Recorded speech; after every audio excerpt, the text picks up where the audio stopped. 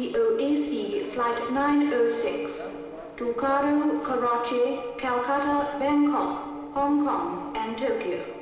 Will passengers please go to the south exit, where the coach is ready to leave for London Airport. BOAC Flight 906 to Cairo, Karachi, Calcutta, Bangkok, Hong Kong and Tokyo. The air, said an 18th century seer, is an uninterrupted, navigable ocean that comes to every man's door. Today, the airlines of many nations have turned that vision into commonplace fact. Their gleaming silver and flashing air screws are at every man's door, tempting him into the blue.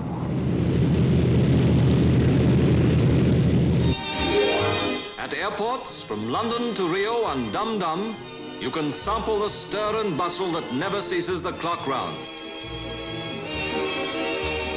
Glimpse behind the scenes, the wonders of radio and radar, that now, according to statistics, render you safer in the air than in your own home.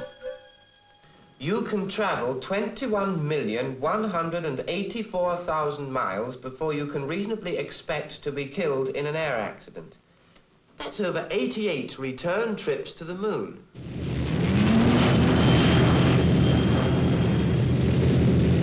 And aloft, cruising in comfort at 10 or 20,000 feet, it's free meals, no tips, and the papers delivered to your chair. Jules Verne dreamed of circling the Earth in 80 days. Now you can do it in just about as many hours. And all the baggage you require to circumnavigate the globe is a toothbrush and a powder puff.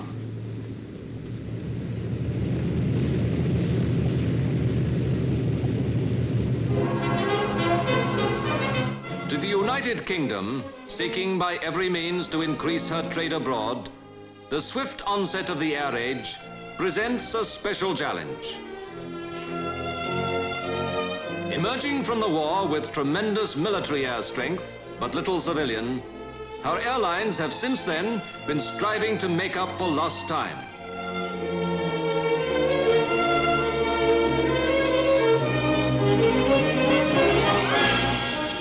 Now, only a few years later, the name of British European Airways is well known all over Europe. Under the management of Lord Douglas of Kirtleside, himself a celebrated airman, BEA's routes fan out from London to cover the continent from Scandinavia to Spain. Starting virtually from scratch after the war, its services of freight and mail are making it a very real factor in the economic integration of Europe. Swiftly becoming the largest airline entirely devoted to European traffic, BEA now carries nearly 1 million passengers a year on business or pleasure bent from Prague to Belfast. Already familiar as well throughout the great cities of the world are the initials BOAC, British Overseas Airways Corporation. This is Britain's long-distance airline, now organized to keep more than 50 planes moving above the globe every minute of the day and night.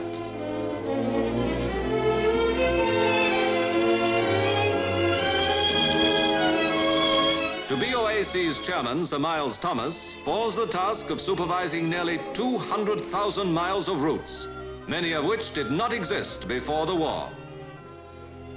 First, to fly the Atlantic regularly in both directions, BOAC captains now look down on the towers of New York as old familiar friends. Others skim the glittering Caribbean, courses set for the hard currency trade and tourism of the South American republics.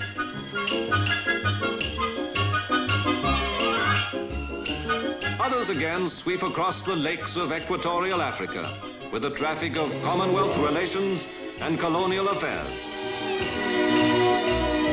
And yet others, touching down where the hills of Hong Kong fall to the China Sea, carry to the farthest east the commerce of the Western world.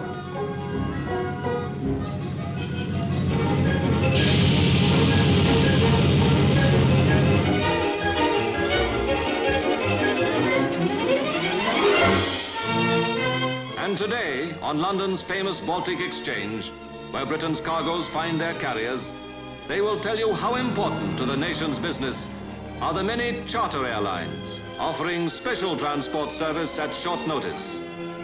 Equipped to fly anyone or anything, livestock, spare parts, perishable goods, the 500 planes of the charter companies are essential assets to a nation whose exports must reach foreign markets ahead of competition.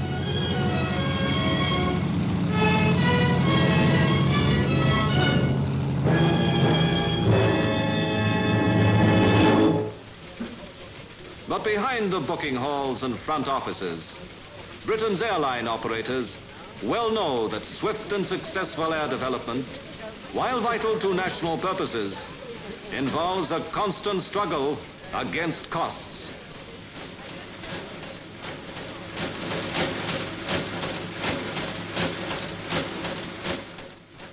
There is, for instance, the cost of training air crews, whose responsibility for bigger payloads is growing every year.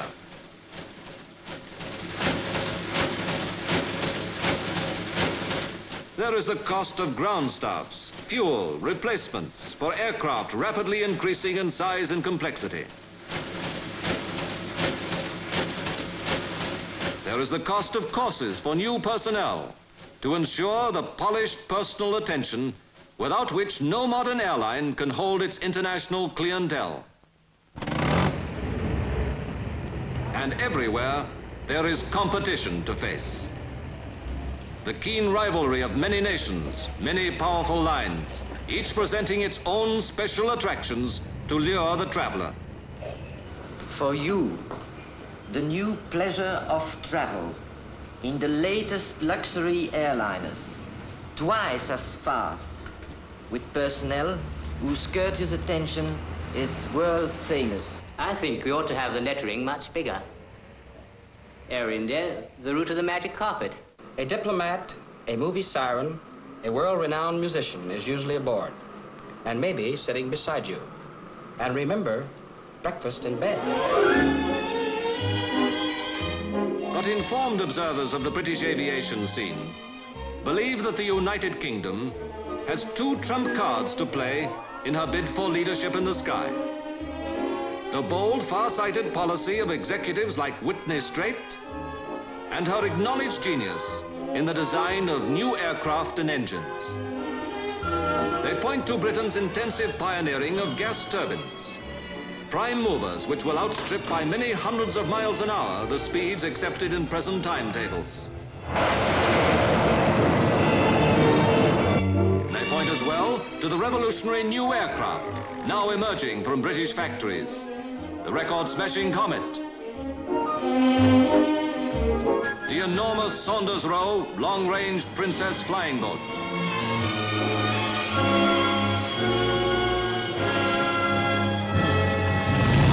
the 100-passenger Bristol Brabazon, specially designed to fly direct from London to New York, non-stop to the New World.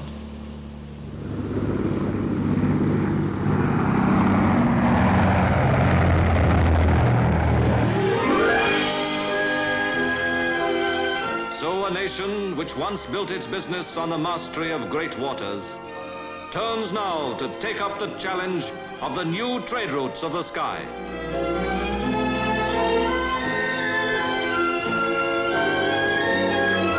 In a few short years, our aviators have regained much of the time inevitably lost when all their skill and enterprise were devoted to war.